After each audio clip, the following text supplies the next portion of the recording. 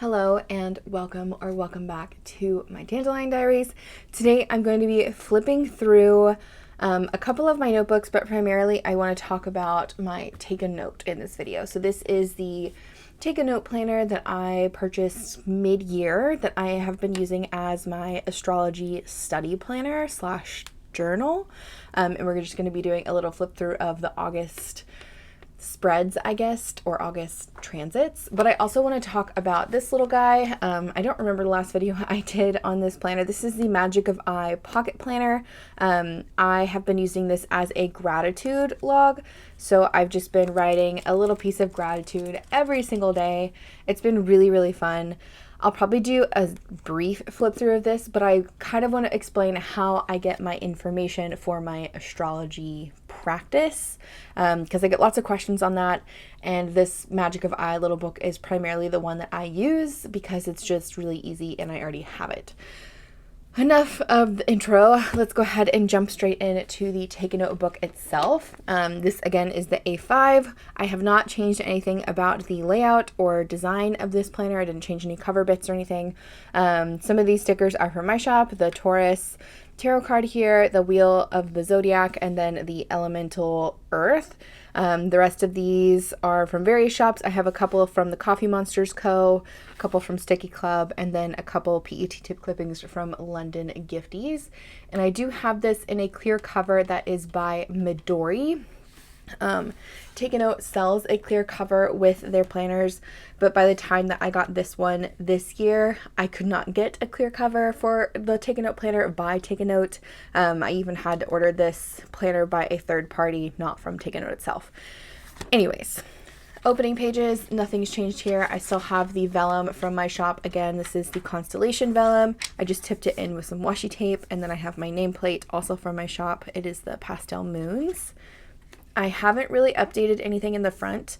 These are more of like just notes pages for me. So my year at a glance pages are the full moons and new moons, so what dates they fall on throughout the year. And then the other chart here, the horizontal Gantt chart, is what I used for Mercury in retrograde tracking. So I have arrows that denote forward if it is going standard direct, and then arrows going backwards if it is in retrograde.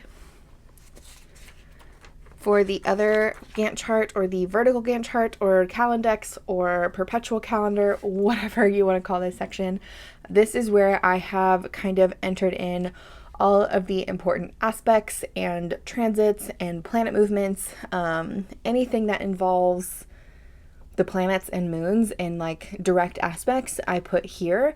I also used the zodiac doodles from my shop to denote when the zodiacs shift between each month, and then I used my little button zodiac stickers to also kind of denote which symbols are represented by those signs.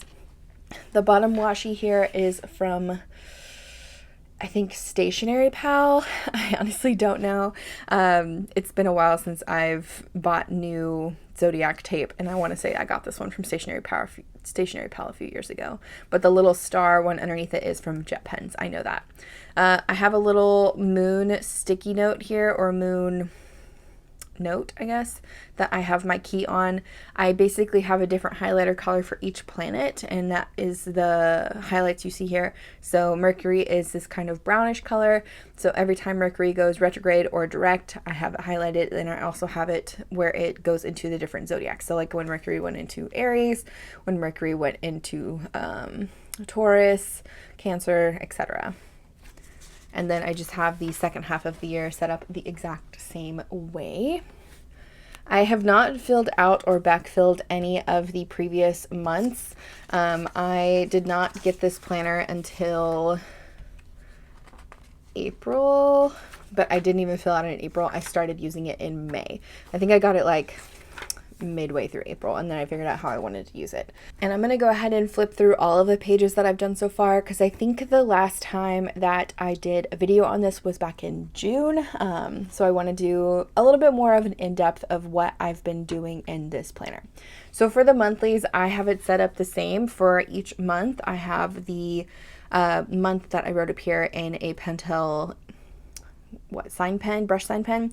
I have this month section where I'm using it for like this month's intentions, a review of the month, a little section for tarot over here, and then I have the zodiacs and their time frames, and then I've been studying all of the different numbers. So numerology is something that I'm kind of adding into this. I've been doing it for a few months now, and it's kind of interesting to see the correlations between like the fifth sign, the fifth house, the fifth planet, and just kind of like how they go in here. And the planet is a little bit different because I do start with the sun and moon is like my 1 and 2. So it's not actually in order of the planets according to like astronomy, which is probably wrong, but it's okay. In the monthly section itself, I have some moon stickers, again from my shop, and then the Sabbath stickers to note when those big days are. And then I've also correlated from the Gantt chart in the front here, or the Calendex in the front here, which aspects fall on which days, just to have another place to reference it, that it doesn't look so smushed together. This is a little bit easier for me to see it, but I still like using this here because I can see more of like what it looks like over a yearly look. Anyways, this was May, this was June,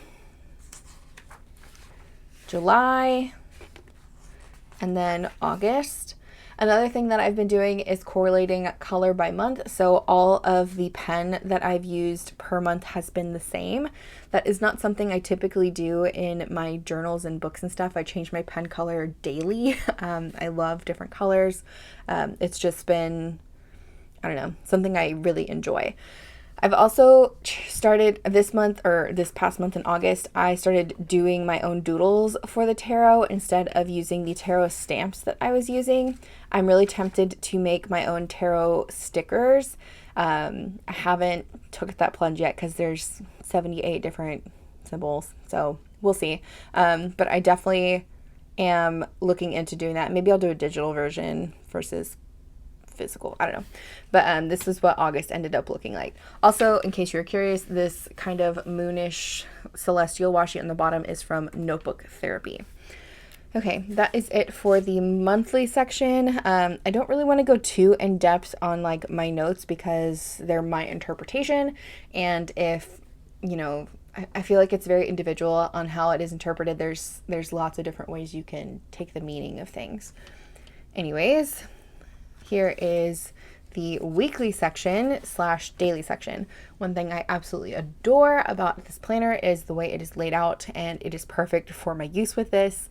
I absolutely love it. So on the weekly section here, which I guess I can show a blank one to make it a little bit easier to see because my notes are everywhere. So on a blank spread like this, you have a weekly section and then you have dailies over 2 pages. So every time you start, you will always start with a weekly. Monday, Tuesday, Wednesday, Thursday, Friday, Saturday, Sunday are always on this side of the page, and they are always grouped together, and they have a brown kind of color to them, but you don't really notice once you started writing on everything. But that is what the basic layout of the planner is. So for the actual like weeklies, dailies, on the weekly here, I've been doing a synopsis of my day, kind of just like some key things that happened to me or that went down in the world, even if they're like crazy. And then on the days themselves, I have all of the moon phases and different direct aspects labeled out with my icon stickers, my button stickers from my shop. And then I have the actual description of what it is. So like this was the waning gibbous in Aquarius. And then I have my notes over what that interpretation is for me on that day.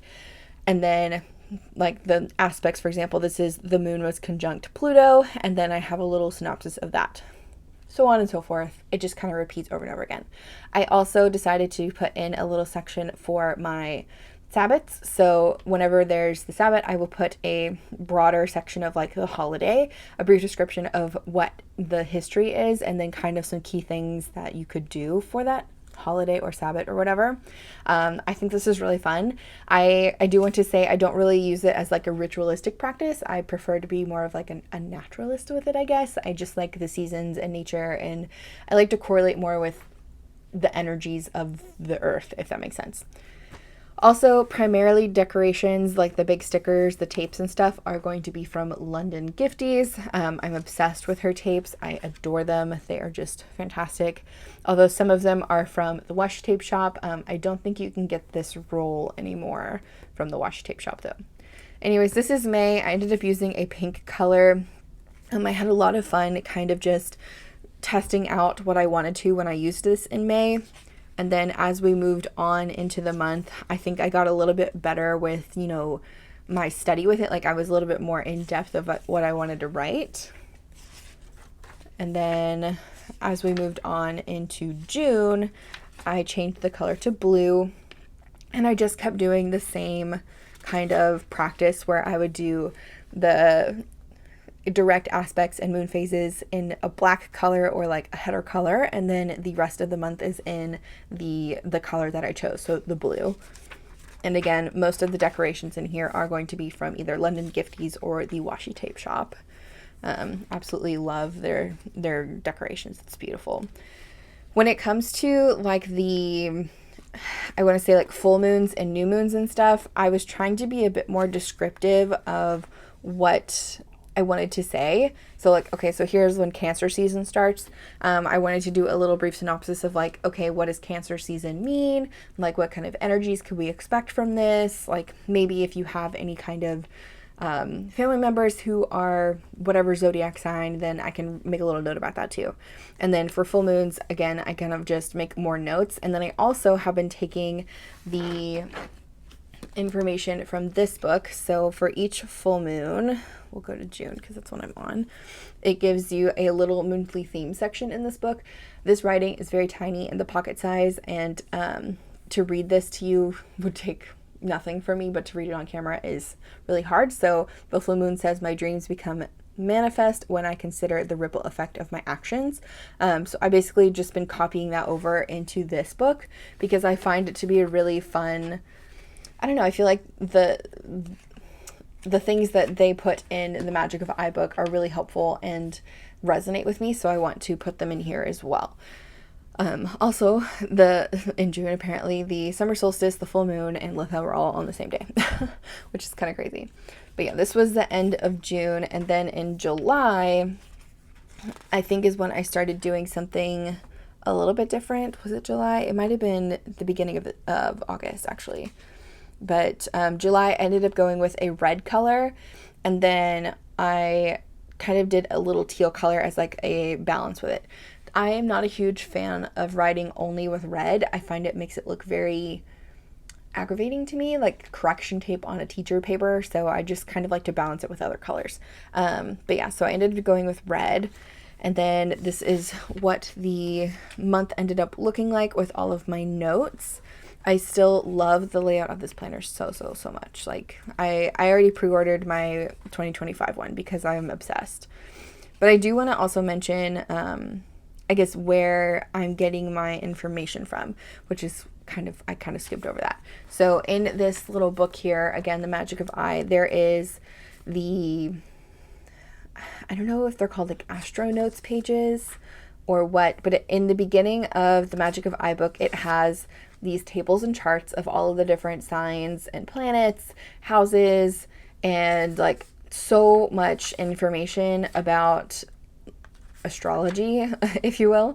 And I pull a lot of information from this and like correlate it with the way I want to like dictate it on my book, like in my journal here. Like, so I take like the full moon shedding illumination, the little notes it has here, and then I correlate it with the sign that the full moon is in, and then I make those notes underneath that section.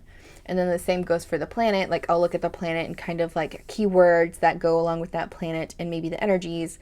And then I look at what the different aspects, like the conjunction, opposition, trine, square, sextile, etc., what those mean. And I will correlate it with the planet again and make those notes.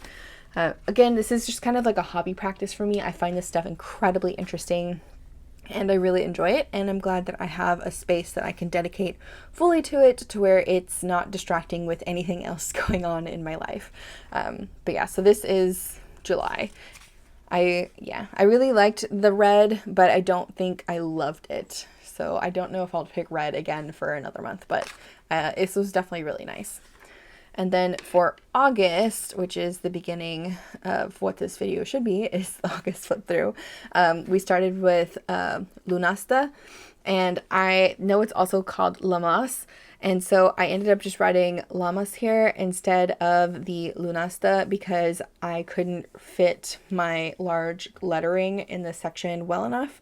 But it is a festival that honors the harvest, and it's actually named after the Celtic god 𝗬, which is kind of cool. He's the god of the sun in Celtic world. And a really common thing that you can do on this day is make bread. So I actually didn't end up making bread, but I bought bread and ate bread. I have not mastered the art of bread making yet, but it is on my like goal list, I guess, that I want to try to do for next year for sure if I can't do it this year. But this is what I ended up doing for August.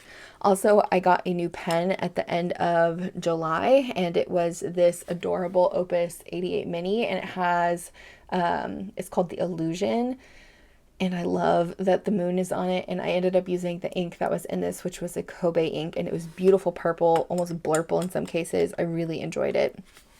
And I wrote it almost completely dry just with this journal alone, but I had a lot of fun. Again, tapes are from London Gifties. I do think that in August I didn't spend as much time taking notes as I could have. I feel like a lot of my responses to what I was writing down was a lot smaller, but also I ended up doing more exact aspects. So here I did like Mars in Gemini conjunct Jupiter in Gemini versus just Mars conjunct Jupiter. So I was trying to be a little bit more in depth of what I was looking at, like not just the planet, but like where is the planet, like what is the planet's energy itself and how is it correlating with the other planets. Yeah, I don't really know how else I can say that to make more sense if you've never done anything like this before. But this has been a really fun space for me. It's been really nice to see like how my practice is evolving even over a few months and how much I'm learning too. So if you have like a language you're learning or any kind of class, like history class or maybe even an English class, you could see like, okay, on this day in history in 2024, you know, this is what happened, and just write down a little blurb. I don't know. It'd be kind of fun to just correlate everything that goes down. And yeah, that is the end of August. I've been really enjoying this planner. I think it's fantastic. I definitely am excited for the one that I ordered in 2025. I probably will set it up almost exactly the same way, if not really close to the same way, because I've really had a lot of fun kind of just practicing what I want to learn with this in this format. It has worked really great. I do want to do a small flip through of my Magic of iBook because I don't really share this as much as I probably should, but it is a nice space that I've been using for gratitude, like I mentioned. So in July, I didn't use this at all because I was putting everything in my A5 Common Planner for my One Book July challenge that I did, but I did decorate the whole month. I pre-decorated it, so it's all like pretty, but that's fine. And then for August, this was the beginning of my gratitude entries here. I really did okay in terms of writing down something every single day, but I will say that my entries were a lot shorter than normal. And towards the end of August, I wanted to change it up a little bit, and I want to talk about that too. So a lot of these are just great, like what I'm grateful for. So like this day I was really grateful for cucumbers because I think I made TikTok cucumbers that day. This day I was really grateful for some fun inks that I got in the mail. And then yeah, this is the week that I started changing it up. So a couple of weeks into August, I started changing this to where I added a gratitude moment, things that I want to manifest or like come to fruition in the day or the month. And then I also wanted to add something that I release. So this is mainly a practice for myself in terms of like scripting in a way. And I find that it's been really helpful. However, I think this is very, very small for me wanting to put that much information into it. So I don't know if I'm going to continue all three things for the rest of 2024. But I think in 2025, I'll get the bigger version of this planner and do all 3 things every single day, because I really think that's a really fun practice for me to just kind of write back and forth, you know, what I'm grateful for, what I want to happen, and then what I'm releasing, being like fears, anxiety, things like that. Anyways, that is it for both of these little books, or this little book and this big book. If you are using a take a note planner, I would love to hear about how you're using it in the comments. Do you use it as like a work planner or a daily journal? I think they're really great. I love the binding on them, and I also love the affordability. They're pretty inexpensive when it comes to a Tomoe River paper planner like this one. All that being said, I hope you have a great rest of your day, and I hope to also see you in the next one. Bye.